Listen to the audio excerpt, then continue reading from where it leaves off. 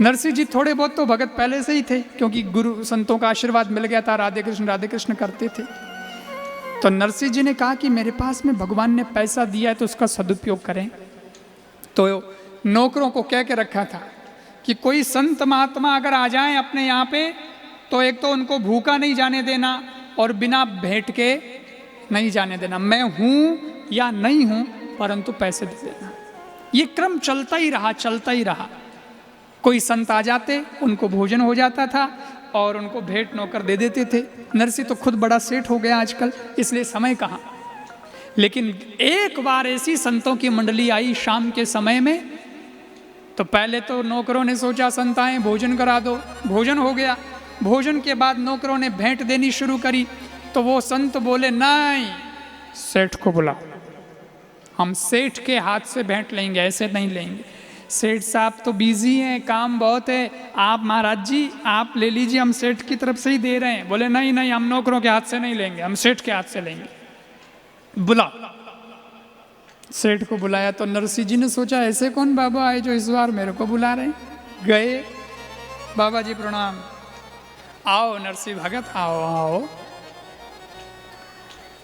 धंधा पानी कैसा चल रहा है? प्रभु की कृपा है, आनंद है, मौज में, अभी तो टॉप पे। अच्छा कमाई वमाई बढ़िया है? अच्छा ऊपर की कमाई भी की है कि नहीं?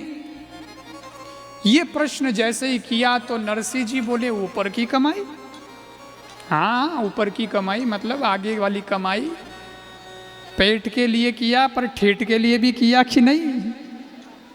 ऐसा जब संत ने बोला तो नरसिंह जी तो बिजनेसमैन हो गए थे, इसलिए वो बोले महाराज खूब कमाया खूब, और आप कहते हो ऊपर की, तो मैंने तो इतना कमाया है कि आधा यहाँ काम आ जाएगा और आधा ऊपर काम आ जाएगा। मैं 50-50 कर लूँगा और सब ले जाऊँगा। इतना मेहनत से कमाया तो यहाँ छोड़ूंगा थोड़ा ही। संत बोले अच्छा ऊपर ले जाने की व्यवस्था कर ली क्या? बोले हाँ कर ली है। संत जी बोले तो बहुत अच्छी बात है, अगर ऊपर की व्यवस्था आपने कर ही ली है तो एक काम और करना नरसिंह सेठ, अब हमारी तो उम्र आ गई है, हम तो कभी भी जय सिया राम हो सकते हैं, लेकिन एक सुई है मेरी, वो आप जब ऊपर आओ तो लेते आना, बस इतना कर देना। नरसिंह बोले हाँ महाराज, इतना सामान ले जाऊंगा तो सुई तो बहुत छोटी सी चीज़ है, वो भी ले आऊंगा, क्या तकलीफ है।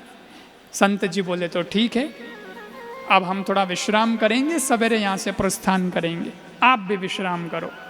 संत सो गए, नरसिंह बिस्तर पे गया, लेटा लेटा विचार करने लगा, महाराज ने सुई दी है और मेरे को कहा भी है कि लेके आना ऊपर जब तुम मर जाओ तो भैया सुई तो ले जानी पड़ेगी, दूसरों की चीज़ है, वचन दे दिया है तो ले जानी पड़ेगी। अब ले जाएं कैसे, दिमाग लगा रहे हैं। सोचा ले जाएंगे, सूटकेस है, थैले हैं, उसमें अपना धनमाल भरेंगे, उसमें सुई भी फिट कर देंगे।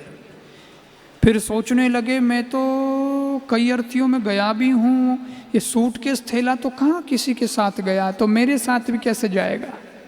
अच्छा ठेला वेला तो नहीं, ये तो यहीं रह जाएगा, क्योंकि पता नहीं मौत कहाँ होगी, ये भी किसको पता है, किसको पता कब क्या हो जाए, कुछ पता थोड़ा ही चलता है। पड़े रहे सब रंगले बंगले, खाली बारादरी रही।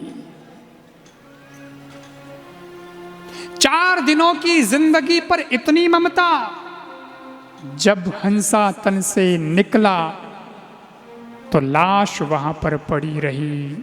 पड़े रहे सब रंगले बंगले, खाली बारादरी रही। अरे मौत कैसे होती है वो सुनो।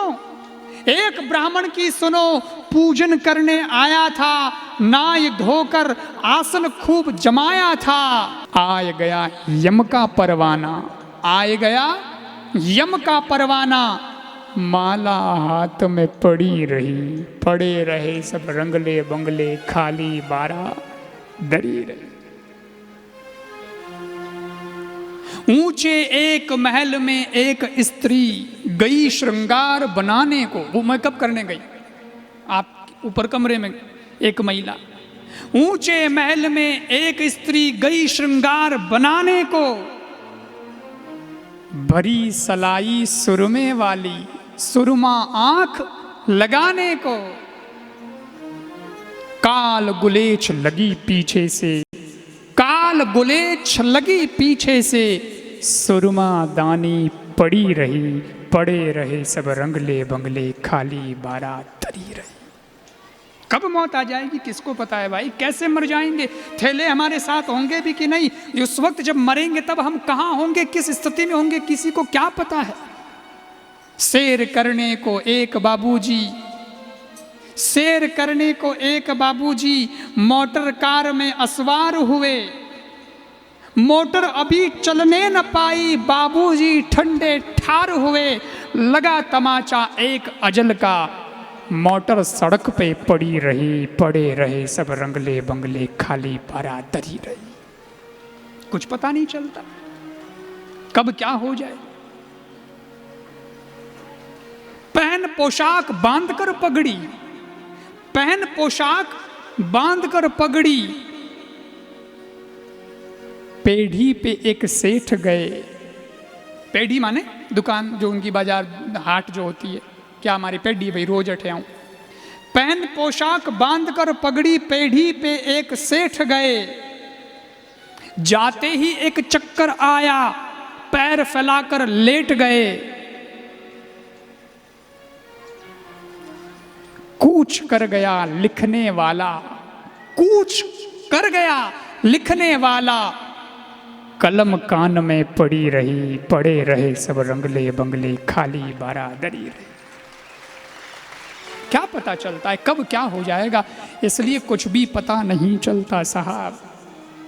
दास राम चेतो सब प्राणी, झगड़े और फरियाद तजो, क्या रखा है इन झगड़ों में, मस्त रहो भगवान भजो।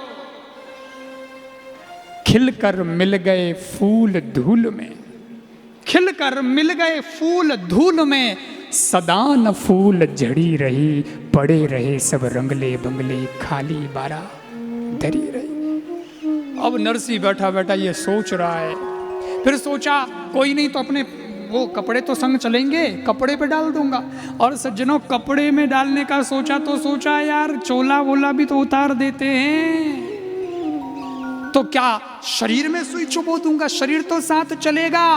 परंतु सोचा शरीर भी जला दिया जाता है और मुट्ठी भर 10-20 मुट्ठी राख हो जाएगा शरीर भी, इससे ज्यादा और कुछ होना नहीं है, तो ये सुई साथ कैसे चले। नींद नहीं आई रात भर नरसी को, राइट लेफ्ट करता रहा, सुई का सोचता रहा। सवेरा हुआ, संत उठे, उससे पहले ही चरणों में जाकर गिर पड़ा, बाबा जी ये सुई आप ही रखिए, क्षमा करिए, मैं तो नहीं ला पाऊंगा। संत जी बोले आप इतना सामान लेके आ रहे हैं, एक सुई नहीं ला सकते, सबे तो कल तो बोले थे कि ले आऊंगा।